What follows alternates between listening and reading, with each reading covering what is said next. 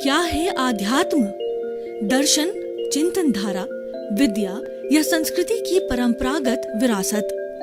आध्यात्म दर्शन यानी जीवन का शाश्वत सत्य। मानव जीवन से जुड़े शाश्वत सत्यों को जानिए और समझिए उपासक डॉक्टर सोहन राज तातेड़ से हमारे खास कार्यक्रम आत्मविज्ञान में। आत्मविज्ञान यानी सही दृष्टि, सही सोच। भाई और बहनों, मातृशक्ति को नमन। स्टूडियो में आप सभी का हार्दिक स्वागत है, अभिनंदन, सत्कार है। आत्मविज्ञान साइंस ऑफ द सोल कार्यक्रम के अंतर्गत हम आपको सही दृष्टि, सही सोच, राइट विजन, राइट थिंकिंग के तहत आपकी जो नकारात्मक सोच है, आपकी जो रॉन्ग बिलीफ है, जो आप गलत दिशा के अंदर सोच रहे हैं, उस दिशा को हम सही करते हैं और वह दृष्टि के माध्यम करते हैं। हमारा उद्देश्य है दृष्टि परिवर्तन करना। जैसी दृष्टि वैसी सृष्टि हमारे आत्मविज्ञान का जो है मुख्य स्लोगन है और वही हमारा उद्देश्य है। और वो हम दृष्टि परिवर्तन करते हैं आत्मा को केंद्र में रख करके। हमारी दृष्टि क्या है कि जो आत्मा है वही मूल चीज है, उस मूल के स्वभाव में रहो आप, वही हमारा उद्देश्य है। मूल स्वभाव में लाने के लिए हमने ये कार्यक्रम प्रारंभ किया है और ये प्रतिदिन हम नए नए एपिसोड्स के माध्यम से आपको व्यवहार जगत और निश्चय जगत की दोनों बातें बताते हैं। तो आज हमारा व्यवहार जगत का बहुत ही सुंदर विषय जो लेकर के हम आपके सामने उपस्थित हो रहे हैं। तो आज का हमारा विषय है वाणी संयम। भाई और बहनों, बहुत ही सुंदर है। वाणी का अर्थ होता है भाषा, टंग, बोली। इसको कई नामों से पुकारा जाता है और वाणी के माध्यम से मैं बोल रहा हूँ, ये वाणी है। वाणी के माध्यम से एक व्यक्ति दूसरे व्यक्ति से वार्तालाप करता है, अपनी बातचीत करता है, इंटरेक्शन करता है, समझता है, समझाता है और जीवन के सभी कार्य करते हैं। चाहे जीविकोपार्जन के हो, चाहे बच्चों को संस्कार देने का हो, चाहे परिवार को पालने का हो। कुल मिलाकर के अगर व्यक्ति के अंदर वाणी न हो तो वह व्यक्ति गूंगा होगा। जो हमारे मूक लोग होते हैं, कई जन्मजात बेचारे अपने कर्मों के कारण गूंगे होते हैं, वो कुछ बोल नहीं पाते, उनकी वाणी नहीं होती है, उनके भाव, उनके विचार वो समझते हैं। और क्योंकि उनकी आंखें खुली हुई है और कान उनके सिर्फ जो है उनके वाणी यानी है जीभ जो है या कंठ जीभ है, वो उनका जो है वो बिगड़ा हुआ होता है, वो समाप्त हुआ होता है, वो बोल नहीं पाते, वो गूंगे होते हैं। तो वो अपनी बात को जबान नहीं जो चला पाते हैं, तो वो कोई अपने जीवन का विकास नहीं करते। उन गूंगों के लिए कहा गया है कि आत्म अनुभव बात की जो कोई पूछे बात, सो गूंगा गुड़ खाई के कहे कौन मुख स्वाद। ये हमारा आत्मविज्ञान कार्यक्रम है और आप मुझे ये कहो कि आत्मा को मेरे हाथ पर दिखाओ। आप बैठे हो, आपके शरीर को हम देख रहे हैं, आत्मा की आप इतनी बात करते हो, तो आत्मा को हमारे को जो है वो हाथ पे दिखाओ। तो भाई और बहनों, आत्मा अनुभव गम्य है, आत्मा अशरीरी है, आत्मा अमूर्त है, आत्मा का रूप नहीं है। तो मैं कैसे दिखा सकता हूँ? मैं क्या, दुनिया का कोई भी भगवान भी आपको आत्मा को नहीं पर रियलाइजेशन करा रहा है। मैं बोल रहा हूँ, कौन बुला रहा है? मैं हाथ हिला रहा हूँ, कौन हिला रहा है? ये हिलाने वाली जो मुख्य जो है वो शक्ति है, वह शक्ति हमारी आत्मा है, हमारी रूह है, हमारा सोल है, हमारी कॉन्शियसनेस है और वो मुख्य चीज हुआ करती है।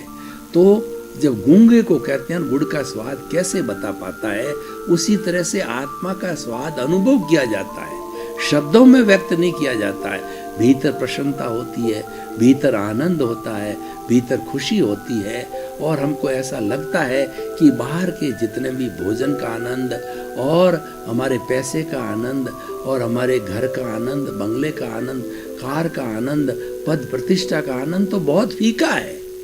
भीतर के आनंद से तो बहुत फीका, ये 1% है तो भीतर का 100% है, क्योंकि ये आनंद भीतर है। सच्चा सुख भीतर है, बाहर तो टेम्परेरी सुख है। भोजन किया थोड़ा और सुखी हो गए, पैसा आया सुखी हो गए, पद मिला सुखी हो गए, पर वो चला जाता है, चला जाते हम दुखी हो जाते हैं। लेकिन जो भीतर हमारा परमानेंट सुख है वो कभी नहीं जाता है। हमारी आत्मा अक्षय सुख का भंडार है, तभी हम वो पाना चाहते हैं। उसको ब्लिश कहता है उसके आने के बाद में। दिस आवर जो है happiness pleasure never goes, it is eternal, it remains all the time because it is the embedded in the soul, it is the property of the soul, it is the characteristic of the soul, so it never goes. कभी भी जो है गुणी से गुण अलग नहीं होता है, क्योंकि गुण और गुणी का संबंध होता है तो गुणी के साथ ही गुण रहता है। तो हमारी आत्मा गुणी है, उसके साथ आनंद का जो ये गुण बना रहता है। तो हम वाणी की बात कर रहे थे कि ये वाणी भाषा जो है, ये भाषा निकलती है हमारे कंठकूप से, जीभ से, दांतों से। इन तीनों चीज़ों के जो है काम करने से ये हमारे स्वर बनते हैं और इनका संचालन हमारे भीतर जो है वो स्वर की जो हमारी जो सेंस है वो सेंस के द्वारा जो है इसका संचालन होता है। लेकिन ये फिजिकल चीज़ें ये तीनों मिलकर के स्वर बनाते हैं और हम बोलते हैं। मनुष्य की जो है वो वोकेबुलरी, मनुष्य का शब्दकोश बहुत विशाल है।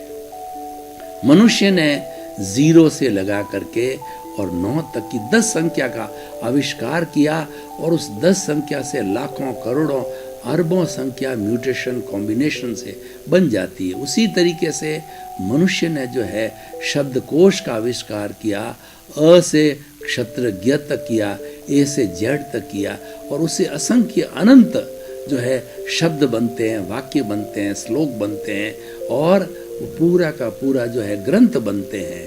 तो ये सारा जो वोकेबुलरी मनुष्य ने क्योंकि मनुष्य सृष्टि का सर्वश्रेष्ठ प्राणी है। इसके मनुष्य से बढ़ करके इस सृष्टि के अंदर कोई सर्वश्रेष्ठ प्राणी नहीं है। इसीलिए मनुष्य जीवन को अति दुर्लभ माना गया है। और ये सर्वश्रेष्ठ क्यों है कि इसकी डेवलप्ड जो इंद्रियां हैं और डेवलप्ड मन है और डेवलप्ड बुद्धि है, डेवलप्ड उसका चित्त है और डेवलप्ड अहंकार भी है, जिसका अगर वो दुरुपयोग करे तो रसातल में भी चला जाता है, वो नारकी तक भी चला जाता है। तो ये सारी चीज़ें डेवलप्ड मनुष्य में है। इसलिए मनुष्य अगर दुरुपयोग करता है तो सबसे ज़्यादा पनिशमेंट मनुष्य यानी नारकी, 7वीं नारकी में मनुष्य ही जा सकता है और दूसरा प्राणी नहीं जा सकता है। और उच्च देवलोक में भी मनुष्य जा सकता है कि वैसी साधना करे, वैसा धर्म का पालन करे। यानी मनुष्य जो है वो अपनी बुद्धि का कैसे उपयोग करता है उस पर सारी बातें निकल पड़ती है।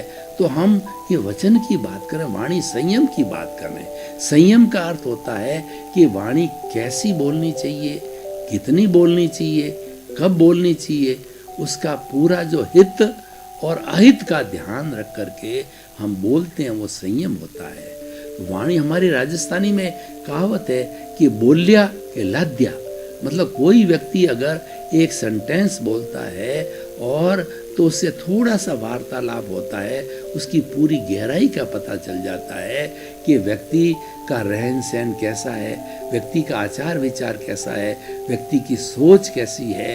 ये सारी चीज़ें उसका बोली से मालूम पड़ जाती है, क्योंकि वह पहले भीतर तोलता है, पहले मन से चिंतन करता है और चिंतन करके फिर बोलता है, तो चिंतन पूर्वक चीज बाहर आती है। 3 चीजें हमारे जीवन में होती है, चिंतन, मनन और निध्यासन। हम पहले चिंतन करते हैं अपने मन के द्वारा कि यह कार्य, हम प्रोजेक्ट का चिंतन करते हैं कि मुझे फैक्ट्री लगानी है, ये चिंतन होता है। उसके बाद मनन होता है कि फैक्ट्री कौन सी लगाऊं, मुझे किस चीज़ का एक्सपीरियंस है, उसका रॉ मटेरियल मेरे पास है कि नहीं है, उसका फिनिक्स प्रोडक्ट मैं बना सकता हूँ कि नहीं, मुझे अनुभव है नहीं है या नहीं है। और फिनिश प्रोडक्ट के बाद में मैं इसको सेल करके और इसकी वापस रिकवरी पैसे की कर सकता हूँ या नहीं कर सकता हूँ, ये मनन है। और इसमें मालूम पड़ गया कि नहीं, इस तरीके से मैं कर सकता हूँ, तो फिर निध्यासन का मतलब एग्जीक्यूशन किया जाता है। इन सब तीनों चीज़ों के अंदर, चिंतन, मनन और निध्यासन के अंदर वाणी का बहुत बड़ा जो है योगदान है। हम भीतर चिंतन करते हैं, वहाँ भी शब्द चलते हैं, वो भी एक वाणी का रूप है। हमारे स्वर चलते हैं, तो वो भी एक वाणी का रूप है। तो इसीलिए हमें वाणी कैसी बोलनी चाहिए कि ऐसी वाणी बोली और मन का आपा कोय औरन को शीतल करे और आप शीतल हो। वाणी हितकर हो, मितकर हो और वह किसी को डैमेज नहीं करे, किसी को हर्ट नहीं करे, किसी पर टॉन्ट नहीं कसे और किसी के ऊपर कुप्रभाव नहीं डाले, वैसी वाणी बोली जा चाहिए। और किसी व्यक्ति की जान चली जाए ऐसा जो है बहुत बड़ा संदेह का पर्दाफाश भी हमें नहीं करना चाहिए, क्योंकि उससे जो हमको कोई हासिल नहीं होता है पर अगले वाले की जिंदगी बर्बाद हो जाती है। इसलिए कहा जाता है यद्यपि सत्यम लोक विरुद्धम नाचरणीयम नाचरणीयम। आप 100% करेक्ट हो, लेकिन आपके उस 100% करेक्टनेस से अगर लोक यानी दुनिया यानी समाज जो है आपके विरुद्ध हो जाए, ऐसी वाणी नहीं बोलनी चाहिए। रष्यात्मक ऐसी वाणी नहीं बोलनी चाहिए। 100% सही हो, क्योंकि हमारा जीवन रिलेटिव है। व्यवहार जगत के अंदर हम परस्परो पुरो जीवा नाम, सब आपस में हिल मिल करके जीवन जीते हैं। Live and let others live, जियो और जीने दो। तो ये सारी चीजें में वाणी का उपयोग होता है। मनुष्य एक सामाजिक प्राणी है, वह समाज के बिना जिंदा नहीं रह सकता और समाज ही उसको पहचान देता है। समाज में वो जन्म लेता है, समाज में बड़ा होता है, समाज के अंदर वो एक्टिविटी करता है और समाज ही जो है उसको प्रतिभा देता है, उसको सम्मान देता है और वो इसी समाज से ही चला जाता है। तो ये सारा जो है समाज के अंदर वाणी का बहुत बड़ा उपयोग है।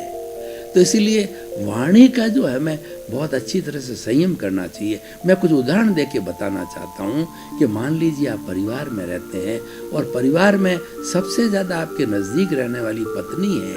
उस पत्नी को जो है आप उठते ही कोसने लग जाओ, चाय नहीं बनाई, फिर नाश्ते के लिए कोसो, नाश्ता आ गया तो अच्छा नहीं बना, भोजन की बात कहो तो टेस्टी नहीं बना।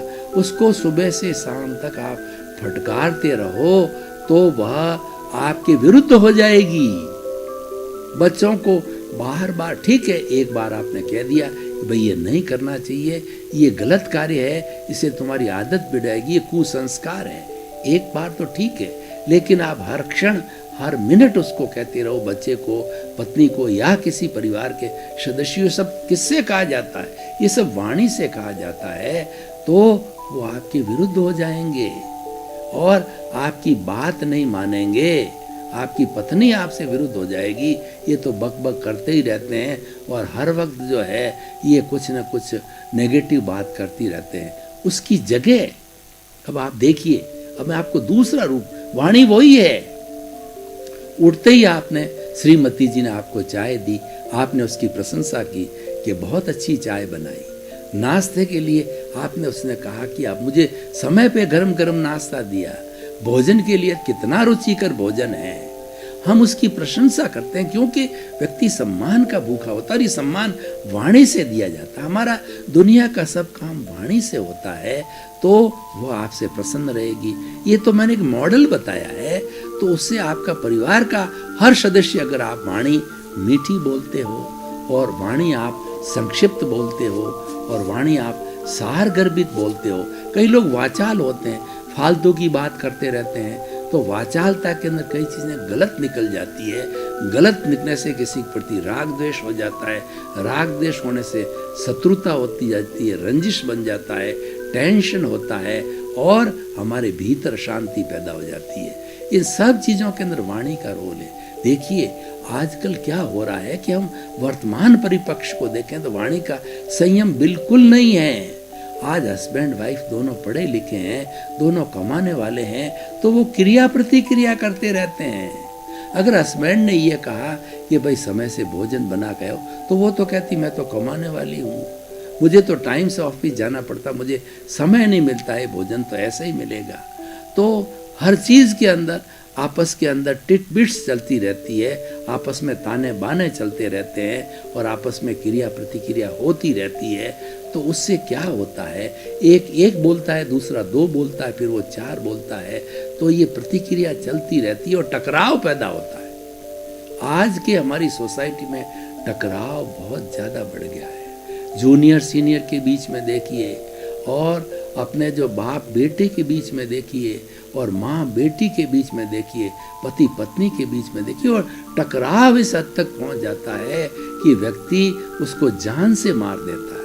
ये सब वाणी काम करती है। हमारी ये जो लाली बाई है, ये गलत सलत बोल करके भीतर चली जाती है और जूते खाता है हमारा सिर बेचारा, क्योंकि ये संयम नहीं रखती। आज का विषय है कि लाली बाई का संयम करो, इस वाणी का संयम करो, क्योंकि वाणी के संयम से जो है हमारा पूरा जीवन जुड़ा हुआ है। अब आप कहेंगे कि आप तो आत्मविज्ञान की बात करते हो, तो आपने ये वाणी का सब्जेक्ट क्यों लिया?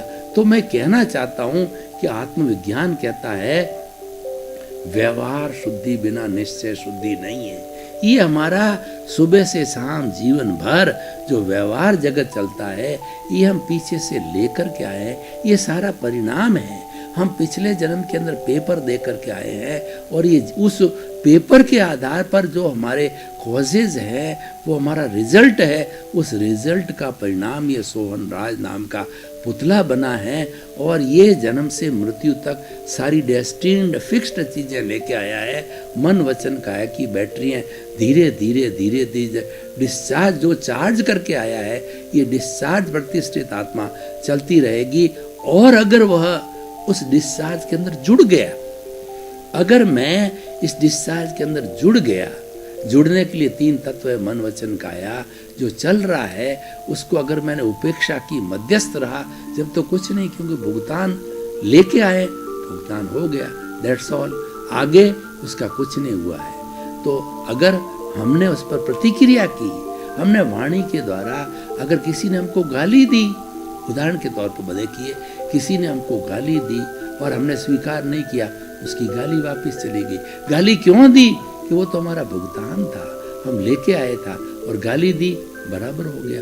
अब हमने उसको वापस 1 नहीं 2 गाली दे दी, तो हमने नए कॉजेस डाले, हमने नया राग द्वेष डाला, हमने नया अज्ञान खड़ा किया, और उस नए अज्ञान से फिर हमारा चार्ज हुआ, और फिर अगले जन्म के अंदर इस तरीके से चार्ज सारा इकट्ठा होता होता अगले जन्म के अंदर जो है वो डिस्चार्ज के रूप में काम करेगा। यानी यहाँ जितने जितने हमने भाव डाले, प्रतिष्ठा की है, ये भाव कर्म है। अगले जन्म में जाकर के हमारे द्रव्य कर्म होंगे, और फिर जैसा हमको शरीर मिला, चाहे चूहे का हो, चाहे बिल्ली का हो, चाहे गाय का हो या भैंस का, जैसा हमारा आयुष्य का बंधन हुआ, उसके अनुरूप पुनः जो है वो भुगतान होता रहेगा। तो भाई और बहनों, मैं क्या कहना चाहता हूँ, इन सब बातों में वाणी का बड़ा रोल है, मन वचन और काया। अगर आप चुप रहते हैं, मौन रहते हैं, देखिए वाणी संयम का एक तरीका बताता हूँ कि आप ज्यादातर समय मौन रहते हैं, आप उतना ही बोलते हैं जितनी आपको आवश्यकता हो। अगर आपका बॉस कहे कि ये कार्य कब तक करोगे, तो आप कह दोगे मैं 2 दिन में कर दूंगा, काम पूरा हो गया। और आपने ज्यादा बात नहीं कही और उसके समझ में आ गया, उसको तो इतना ही मतलब, काम से काम रखना, शेष समय में मौन करना। मौन करने से क्या होता है कि हमारे भाव नहीं बिगड़ते। मौन करने से हमारी भीतर की शक्ति पैदा होती है, और मौन की अवस्था मेडिटेशन करते हैं तो हम प्रकृति के करीब हो जाते हैं, प्रकृति को निहारते हैं। आप कहीं हिल स्टेशन पर जाइए और वहाँ मौन अवस्था के अंदर प्रकृति को निहारिए कि झरना बह रहा है और पक्षी चहचहा रहे हैं, ग्रीन है, ग्रीन ग्रीन जो है हमारे सामने फल है, फ्रूट है, दूब है, और चारों तरफ प्राकृतिक जो है छटा छाई हुई है, और आप मौन अवस्था में हो, तो वो मौन अवस्था में प्रकृति को निहारते निहारते जो है आप अपने स्वरूप में चले जाते हैं, अपने पुरुषार्थ में चले जाते हैं। वो पुरुषार्थ होता है स्वयं की पहचान करना, स्वभाव में चले जाते हैं। क्यों? कि वहाँ राग द्वेष समाप्त हो जाता है। हमको विभाव में कौन ले जाता है? विभाव में ले जाने वाले राग द्वेष है। जीवन में एक चीज हमेशा याद रखो कि स्वभाव में रहना संभाव है, संभाव स्वभाव में रखता है, और विभाव जो है वो राग द्वेष है, वो हमको विभाव में ले जाता है।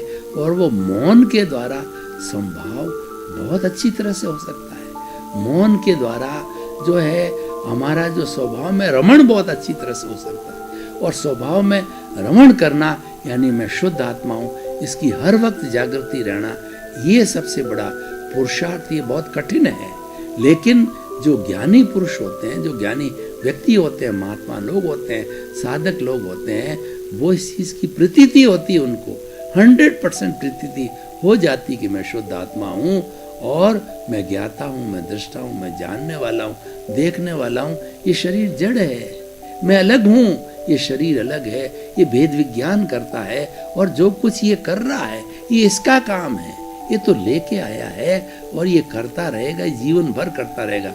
मेरा इससे कोई लेना देना नहीं है, मेरी तो हाजिरी है, उस हाजिरी में ये प्रेजेंस में कर रहा है, क्योंकि मेरा इसके साथ में पश्चानुपूर्वी वो कई जन्मों से ऐसा ही संबंध है। उस कारण ये राग द्वेष के कारण कर्म शरीर बन गया, और जब तक कर्म शरीर ये वेल्डिंग पड़ गई, उतने समय तक जो है मुझे इसके साथ हाजिरी देनी पड़ेगी।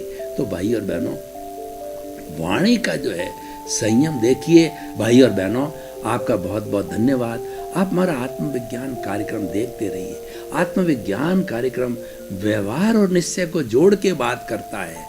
अगर हम एकांगी बात करें, केवल आत्मा की बात करें और शरीर के अकाउंट को छोड़ देते हैं, तो हमारा ये आत्मविज्ञान अधूरा रहेगा। इसलिए हम हमेशा जो व्यवहार और निश्चय को जोड़ के बात करते हैं, क्योंकि व्यवहार शुद्धि बिना निश्चय शुद्धि नहीं है। तो हम आपको निश्चय शुद्धि कराने आए हैं, आपको स्वभाव में रमण कराने आए हैं, क्योंकि हमारा उद्देश्य यही है, सर्वे भवन्तु सुखिनः सर्वे भवन्तु निरामया। आत्मविज्ञान में आत्मविज्ञान यानी सही दृष्टि, सही सोच।